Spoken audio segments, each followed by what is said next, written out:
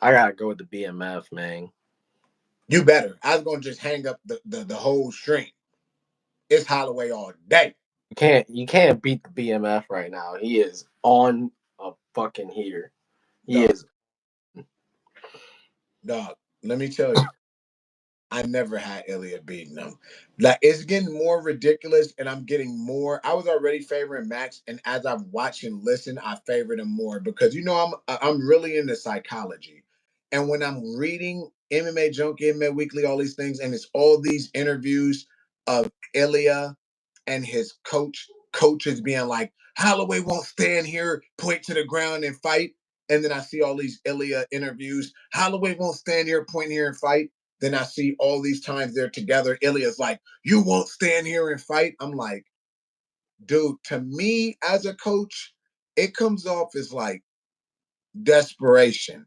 Like you've analyzed that this guy is trouble for you and for your guy, but you've analyzed an area of your guy that he's better. And I will agree.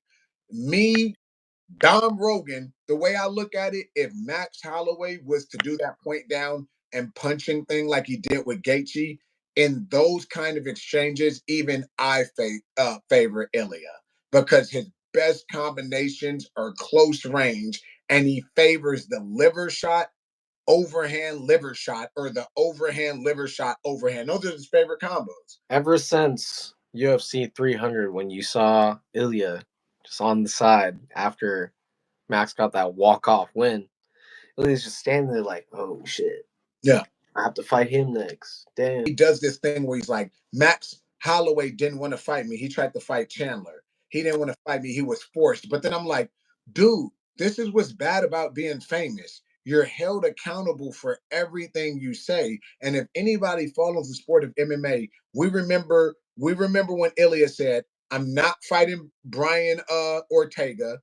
I'm not fighting Yair. I'm not fighting Max Holloway. It was those three. And he said he's not fighting Volk again.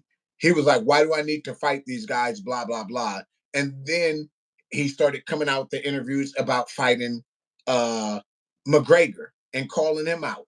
Then he came out with the interviews about fighting Islam and calling him out. What I feel about Ilya is that he is a straight up cookie cutter. He literally took the McGregor blueprint, didn't add anything to it, albeit maybe even less than McGregor, and just ran with it. Because what happened here? He won the belt, 145. Connor won the belt, 145. Immediately calls out the 155 champion without ever defending once. Yeah. Same thing, deja vu. They both did the same thing. When I saw the other part where he was like, why does Max say he's the best boxer? I'm a better boxer. I come from a boxing background. You know what I mean? Uh, King's boxing with Virgil and Andre Ford getting signed with Mayweather's and all these guys. R.I.P. Roger. I've been around all these guys. I've been around Tank, all these guys. I've watched boxing my whole life. I know what good boxers look like. And when I see this guy's boxing, I see very fundamental boxing. But for MMA, that's all you really need because most MMA fighters can't box. But I've been in boxing gyms with many MMA fighters and they get the brakes beat off of them. The only guy that immediately comes to mind that didn't get the absolute brakes beat off of him in a boxing gym was myself, Nick Diaz, Nate Diaz, and my boy King Mo. I've seen Kevin Lee do pretty well in the boxing gym too. The rest that's come in, I've just seen him get beat up because you don't have these little gloves on where you can just close your eyes and throw and knock somebody out like Jeremy Stevens or something. The glove is bigger, which means you have to set things up. You have to place your shots. You have to aim. You actually have to have a skill of punching, which is boxing.